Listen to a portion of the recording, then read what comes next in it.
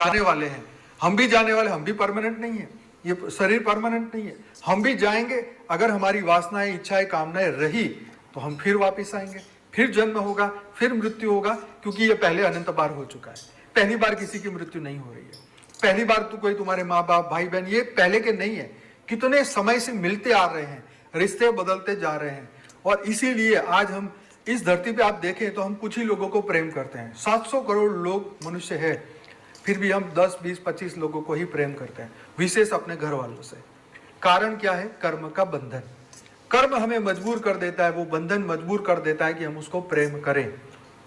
वही बंधन हमें जीवन मुक्त नहीं होने देता। तो ज्ञान हमें समझ देता है कि तुम जीवन मुक्त हो, मरने के बाद मोक्ष मिलता है, ये कल्पना एक अलग चीज है, वो अलग चीज है। लेकिन मोक्ष तो जीते जी होता है, मन का मोक्ष होता है, आत्मा का मोक्ष नहीं होता। आत्मा तो बार बार जन्म लेती है। हमारे शास्त्रों में लिखा है कि जब ये सृष्टि का चक्र पूरा होता है, ये कलयुग जब खत्म होगा, तो सभी आत्माएं जो है शिव के अंदर समा जाएगी। फिर जब शिव नई रचना करेंगे तो वही आत्माएं फिर जिस योनि में इस वक्त है, उसी योनि में फिर से उनको भेजा जाएगा। मान लीजिए कोई गाय है तो उसको फिर गाय बनना पड़ेगा। जब एक नया कल्प शुरू होगा तब, जब नया चक्र शुरू होगा तब, 4 युग का नई शुरुआत होगी तब। तो मोक्ष का होगा? मोक्ष तो हुआ ही नहीं ना, आत्मा को तो फिर आना पड़ेगा।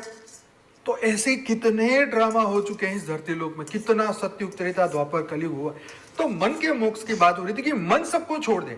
मन मोक्ष का कारण, मन बंधन का कारण। तो मन ये छोड़ दे हमें, मन से हम छोड़े सबको।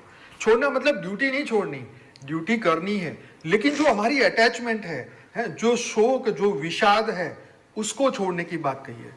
यहाँ पे मैं आपको बताऊंगा कि चित्रकेतु की शॉर्ट स्टोरी। ये इसलिए कह रहा हूं कि बेहद की आत्मा और एक सामान्य आत्मा में फर्क क्या पड़ता है वो आप समझे। कि चित्रकेतु का जब कहा जाता है कि 1 करोड़ बीवियां होने के बावजूद भी उसको कोई भी पुत्र नहीं था, तो वो पुत्र के लिए किसी ऋषि मुनि के पास जाते हैं कि भाई मुझे पुत्र दे दो, कैसे भी करो पुत्र। तो उसके लिए, पुत्र के लिए यज्ञ किया गया, लेकिन वो महर्षि ने कहा कि यही तेरे सुख का कारण, यही तेरे हर्ष का कारण और यही तेरे विषाद का कारण बनेगा, दुख का कारण बनेगा। तो जब उनकी 3 मेन रानियां थी, तो एक को जब लड़का हुआ इस यज्ञ के फलस्वरूप, तो बाकी 2 को ईर्ष्या हुई, और जैसे ही बच्चे का जन्म हुआ सब खुश हो गए, बहुत खुश हो गए। लेकिन फिर किसी एक रानी ने जलनवश जो है उसको जहर देके उसकी मृत्यु हो गई। अब पूरा परिवार शोक में, किसने दिया, क्या दिया, किसी को पता नहीं, पर सब दुख में। फिर वो महर्षि के पास जाते हैं कि देखो ऐसा ऐसा हुआ। तो ऊपर से नारद जी आते हैं, उसको बताते हैं कि भाई ये तो होना ही था, क्योंकि ये तो कर्म बंधन था। तो फिर नारद जी उनकी आत्मा को, उनका शोक कम करने के लिए उस लड़के की आत्मा को बुलाते हैं। वो लड़के की आत्मा आती है, उस लड़के की आत्मा बोलती है कि मेरा ये कर्म का बंधन था, इसलिए मैं यहाँ आया, अब मेरा कर्म चक्र पूरा हुआ, मैं यहाँ से चला, मेरे पीछे रोने धोने की जरूरत नहीं है, न जाने में कितने जन्म ले चुका हूँ, न जाने में कितनी योनि में भटक चुका हूँ, इसलिए शोक ना करो। भगवान कृष्ण ने भी अर्जुन को सिखाया कि तू शोक ना कर अर्जुन, जो हो रहा है उसे होने दे, जो तू कर रहा है अपनी ड्यूटी समझ के कर, क्योंकि ड्यूटी करने वाले फंसते नहीं है। तो यहाँ पे यही समझनी बात है, कर्म योग यही सिखाता है कि बस ड्यूटी करो। क्रिएटर हमारी आत्मा का क्रिएटर कौन है? जिसको अगर हम ब्रह्मांड की भाषा में समझे तो ब्रह्म ही हमारा क्रिएटर है, क्योंकि हम उसी से बने हैं। अहम ब्रह्मास्मि शिवो हम, हमारी आत्मा ही शिव है। तो हम उस शिव पर उसकी अनुभूति कैसे करें? सिर्फ बोलने से हो जाएगा मैं शिव हूं, मैं परमात्मा हूं, मैं ब्रह्म हूं? नहीं, समाधि में जाके अनुभूति करनी पड़ेगी। जो अष्टांग योग है उसको आपको धीरे धीरे फॉलो करते करते करते, यम, नियम, आसन, प्राणायाम, प्रत्याहार, ध्यान, समाधि, अंतिम में समाधि। तो नियम को फॉलो करो, फिर समाधि आएगी। तो समाधि में जाके आप अपनी पूर्ण स्वरूप की अनुभूति कर सकते हैं।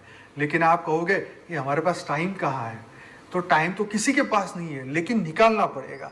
जैसे हम 8 घंटे नौकरी करते हैं, 8 घंटे सो जाते हैं, तो बाकी के जो 8 घंटे बचे हैं, 24 घंटे, ये हमारे पुरुषार्थ का समय है, ये ज्ञान और योग का समय है। आपको नौकरी करने से कोई मना नहीं कर रहा, आपको काम करने से कोई मना नहीं कर रहा। सिर्फ मना ये है कि आप अपने आप को बिना जाने यहाँ से मत जाओ, नहीं तो अनंत नहीं बन पाएंगे। बार बार जीवन, बार बार मृत्यु। तो अपने सोर्स तक पहुंचना हो तो आपको अपने आप को जानना पड़ेगा कि मैं हद की आत्मा हूं। हद की आत्मा मतलब 5 तत्व की आत्मा। मैं इस ब्रह्मांड तक लिमिटेड हूं, या मैं इस यूनिवर्स तक लिमिटेड हूं, या मैं इस मल्टीवर्स तक लिमिटेड हूं। मैं कौन हूं? जब आपको ये समझ आएगा बाहर दुनिया है, तभी तो आपके अंदर क्यूरियोसिटी जागेगी ना कि अरे वहां पर भी दुनिया है। तो आत्माओं की जर्नी के बारे में आप ढूंढेंगे ना। आप लाइफ आफ्टर डेथ के वीडियो सर्च करिए, बापूजी का लाइफ आफ्टर डेथ का पार्ट 1 और 2 आप देखिए। 25 लाख लोगों से ज्यादा लोग देख चुके हैं।